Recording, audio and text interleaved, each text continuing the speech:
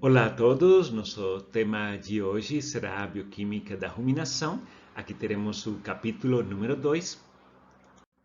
E neste capítulo faremos ênfase no metabolismo de lipídios em ruminantes, assim como no metabolismo visceral, ou seja, o destino dos produtos da fermentação ruminal no sangue e nos diferentes tecidos. O primeiro ponto, o metabolismo de lipídios. Então, os ruminantes têm algumas particularidades em relação aos animais não ruminantes. A primeira é que a quantidade de lipídios contida na dieta é extremamente pequena. Se humanos conseguem tolerar até níveis de 20% de gorduras ou lipídios nas suas refeições, um ruminante unicamente tolera entre 2 a 5%. A particularidade neles é que dietas acima ou contendo 5% ou mais de lipídios se torna deletério para a microbiota, ou seja, quando estamos em teores ao redor de 7%, deterioramos a microbiota ruminal e, por sua vez, a digestão de todos os esqueletos de carbono que o ruminante utiliza. Outra coisa é que eles não têm vias diretas para a síntese de ácidos graxos a partir de glicose. Por que razão? Lembremos, em monogástricos, glicose gera acetil-CoA e o excesso de acetil-CoA é utilizado na síntese de ácidos graxos. No caso dos ruminantes, não há ou a absorção de glicose diretamente da digestão ruminal é mínima ou extremamente pequena. E assim, a síntese de ácidos graxos acontece a partir de ácidos voláteis, principalmente o acetato. Essa síntese de ácidos graxos, a diferença também dos monogástricos, acontece principalmente no tecido adiposo e não no fígado, como é o caso dos animais monogástricos. Ok. E mais uma coisa, em relação à degradação dos lipídios, ou à ruptura ou hidrólise dos mesmos, as lipases produzidas em monogástricos ou em não ruminantes, como a lipase salival, lipase pancreática, lipase intestinal, são de extrema importância, mas de pouca importância no ruminante, já que essas lipases são de origem principalmente microbiana. Os lipídios absorvidos por ruminantes também são um pouco diferentes daqueles que estão em animais não ruminantes. Consumimos principalmente, ou eles consomem, triacilgliceróis que estão presentes nas sementes e no caso das folhas ou na forragem ou volumoso, temos principalmente galactolipídios, fosfolipídios e ácidos graxos insaturados. Lembremos, os ácidos graxos insaturados são prevalentes em plantas ou em vegetais, enquanto os saturados são principalmente de origem animal. Lembremos a estrutura de um triacilglicerol, o esqueleto principal de 3 carbonos do glicerol, e a partir dos seus grupos hidroxila, 1, 2 e 3, temos a ligação éster com ácidos graxos de diferentes comprimentos. Além desse triacilglicerol, temos também, por exemplo, os monogalactosil-diacilgliceróis, que estão presentes principalmente em folhas, que são galactolipídios. Temos novamente a estrutura do glicerol, só que além da ligação a 2 ácidos graxos, temos a ligação a uma galactose, e dali o nome galactolipídio. Alguns dos ácidos graxos contidos em folhas ou material de origem vegetal são de caráter insaturado. Lembremos, os 3 principais ácidos graxos ou mais abundantes nas refeições são o ácido oleico, linoleico e linolênico, contendo respectivamente 1, 2 ou 3 insaturações. Aqui temos um triacilglicerol, novamente o glicerol aqui, um ácido graxo e um ácido graxo. E aqui estamos indicando as insaturações dos mesmos. Todos eles são ácidos graxos ômega 6, já que a partir do último carbono, que é o carbono ômega, contando 1, 2, 3, 4, 5 e 6, temos a primeira insaturação.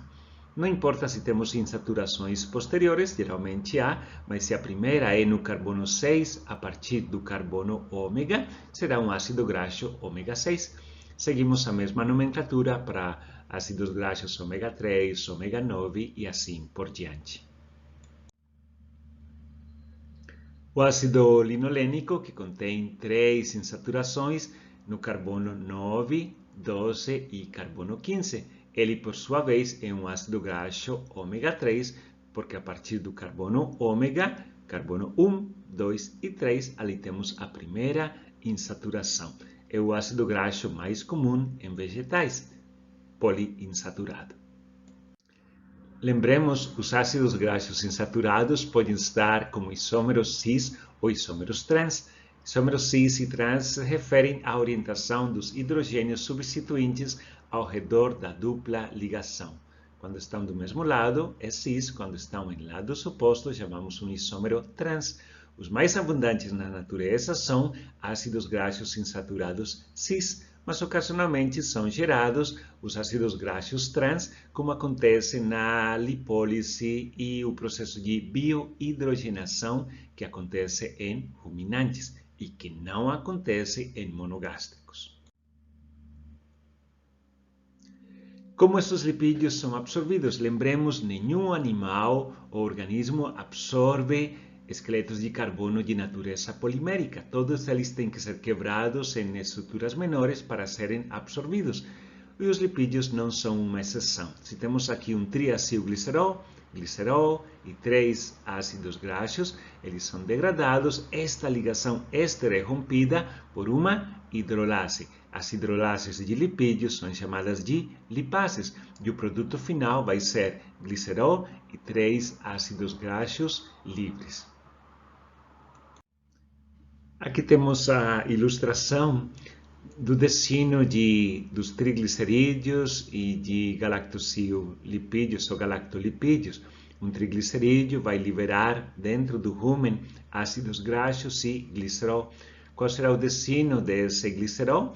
Vai entrar na via glicolítica e a partir dela gerar piruvato e do piruvato alguns ácidos voláteis, principalmente propionato. No caso dos ácidos graxos, podem ser absorvidos diretamente no rumen ou podem ser utilizados para a síntese de outros lipídios pela microbiota ruminal. Em um galactolipídio, o único diferente que temos é a liberação de galactose, que vai entrar na via glicolítica, gera piruvato e dali ácidos voláteis, dentro deles piruvato, dentro deles propionato, acetato, etc.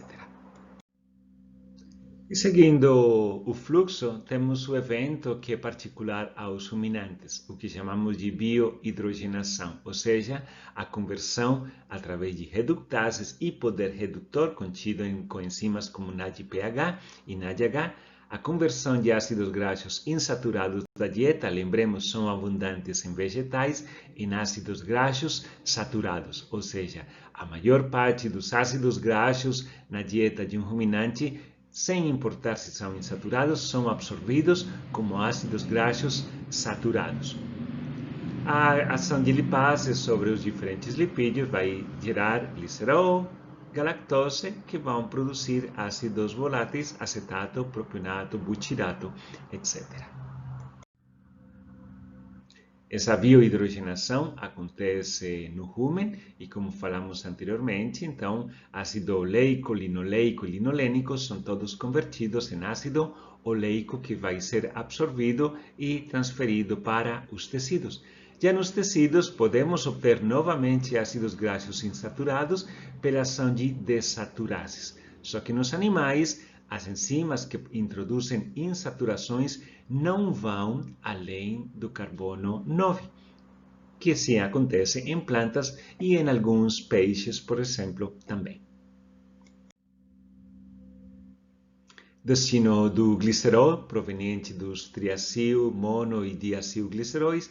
Glicerol entra como gliceraldeído fosfato na via glicolítica e, entrando na via glicolítica, gerará piruvato, que será depois o substrato para a síntese de ácidos voláteis.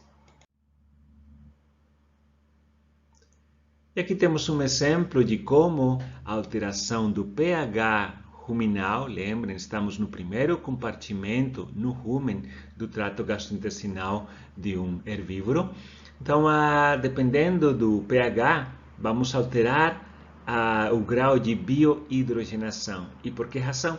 Porque alterando o pH, modificamos o tipo de microbiota ali presente. Aqui tem o poder redutor e aqui não tem o poder redutor. E aqui simplesmente para ressaltar a diferença principal entre o ácido graxo original insaturado para o ácido graxo resultante totalmente saturado como consequência da biohidrogenação em ruminantes. E esta estequiometria final, então, lembremos, independente do esqueleto de carbono usado como ponto de partida, seja um carboidrato, seja ácido graxo, ou seja glicerol, ou seja aminoácidos, vamos gerar ácidos voláteis, ou seja, todas as biomoléculas são absorvidas pelo ruminante em forma principalmente de ácidos voláteis, na maneira de acetato, propionato, butirato. Lembremos que existem outros ácidos voláteis que se encontram em menor proporção, como lactato ou ácidos voláteis ramificados, provenientes da degradação de aminoácidos. Se observarmos a relação entre esses três ácidos voláteis em uma dieta de forragem ou de volumoso versus uma de concentrado, podemos ver que drasticamente há uma mudança entre elas. E essa mudança é produzida pela alteração da microbiota. Microbiota celulolítica produz principalmente acetato, microbiota amilolítica produz um aumento na quantidade de propionato sendo gerada. Ressaltando o mencionado anteriormente, consumo de carboidratos ou de outros esqueletos de carbono, geração de ácidos voláteis que vão para o sangue e dali aos diferentes tecidos. A quantidade de glicose absorvida diretamente é mínima ou muito pequena, e a maior parte dela acontece pela absorção no intestino delgado e não no rumen. E aqui temos uma comparação do que acontece com a absorção de ácidos voláteis no sangue ou no plasma após uma refeição rica em concentrado ou grãos ou rica em volumoso ou forragem. Qual é a diferença principal entre esses dois? O concentrado são grãos que contêm como carboidrato amido, que é de fácil digestão, enquanto o volumoso contém carboidratos estruturais como celulose e hemicelulose de digestão mais complicada, vamos dizer assim, mais demorada.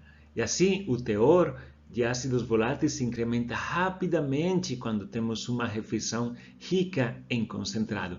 E esse aumento da absorção de ácidos voláteis é devido a uma rápida fermentação dos carboidratos em acetato, propionato e butirato, e assim fornecem esse pico no plasma. E isto aqui normalmente está acompanhado por uma diminuição do pH ruminal, prevalecendo principalmente a microbiota do tipo amilolítico.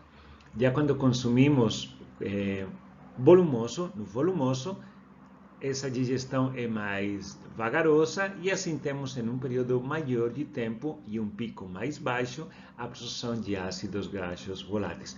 O pH se mantém entre 6 e 7, que dá uma preferência à microbiota celulolítica. Lembremos então, no rumen, os monodiacil e triacilgliceróis geram glicerol e ácidos graxos. O metabolismo dos mesmos nos leva à produção de ácidos voláteis, que são todos absorvidos no rumen. Ácidos graxos livres servem para a síntese de lipídios da microbiota, e esses lipídios da microbiota, quando essa microbiota é degradada ao longo ou morre durante seu percurso no trato gastrointestinal, libera novamente acilgliceróis, e esses ácidos graxos podem ser absorvidos no intestino delgado posteriormente. Agora, qual é o destino de todos os ácidos voláteis produzidos na digestão ruminal? Lembremos então do metabolismo de aminoácidos, carboidratos e lipídios. Teremos como produto da fermentação ruminal ácidos voláteis na forma de acetato, propionato e butirato. Quando entram na célula, todos eles são endereçados ao ciclo de Krebs. A única diferença é o ponto de entrada. O propionato fará sua entrada como succinil-CoA, o acetato em forma de acetil-CoA, assim como o butirato, só que no caso do butirato temos ainda uma segunda opção, o desvio para a síntese de corpos cetônicos, ou seja, beta-hidroxibutirato, que pode ser utilizado por outros tecidos quando liberado ao sangue novamente. Todos os tecidos utilizam ou têm a capacidade de utilizar acetato e beta-hidroxibutirato produzido aqui como corpo cetônico. O propionato já vai ter um uso particular, principalmente no epitélio ruminal e pelo fígado. No caso do fígado, esse propionato, entrando no ciclo de Krebs, permitirá a síntese de oxalacetato, ponto de partida para a gliconeogênese.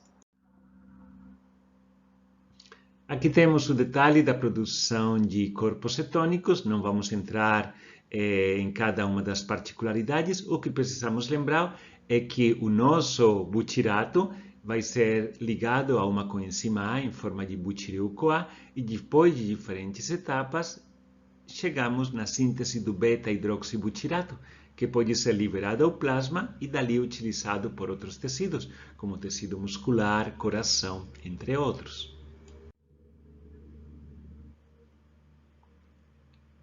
Como sabemos o destino de cada um dos ácidos voláteis, medindo a sua concentração na circulação portal, na circulação caval e na veia e artéria hepática. Como mencionamos anteriormente, todo o acetato é utilizado pela maioria dos tecidos extrahepáticos.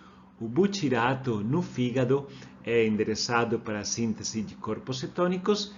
Então, ele volta a ser liberado como beta-hidroxibutirato, a ser utilizado pelos tecidos extrahepáticos, e o propionato no fígado entra no ciclo de Krebs, nos permite a geração de oxalacetato, e a partir do oxalacetato, na gliconeogênese, temos a síntese de glicose a ser usada pelos tecidos que usam glicose como principal fonte de energia. Temos ali a glândula mamária, temos o cérebro, principalmente. O detalhe da gliconeogênese hepática, ela pode usar diferentes esqueletos de carbono como ponte de partida. O glicerol, entrando na forma de gliceraldeído-trifosfato, lactato, proveniente da degradação ou da redução do piruvato, entrando no ciclo de Krebs, regenerando o oxalacetato a partir de propionato ou a partir de aminoácidos da dieta também. Neste quadro, ressaltamos o uso de combustível por alguns dos tecidos energeticamente maioritários ou que demandam mais energia. O cérebro, que utiliza a glicose principalmente. Da onde vem essa glicose? Da gliconeogênese hepática. E essa gliconeogênese hepática feita a partir de ácidos voláteis ou a partir de aminoácidos e de glicerol. O tecido muscular, como já sabemos, é o mais versátil no uso de combustível. Pode utilizar aminoácidos circulantes no plasma, glicose da gliconeogênese, corpos cetônicos a partir do beta-hidroxibutirato hepático ou acetato, ácido volátil de origem ruminal. Já o tecido adiposo utiliza a glicose da gliconeogênese principalmente na síntese ou geração do glicerol para a síntese de triacilgliceróis e utiliza o acetato ruminal, ácido volátil ruminal, para a síntese dos ácidos graxos em pedacinhos de acetil-CoA. E desta maneira chegamos ao final da nossa apresentação. Muito obrigado pela atenção e até uma próxima ocasião.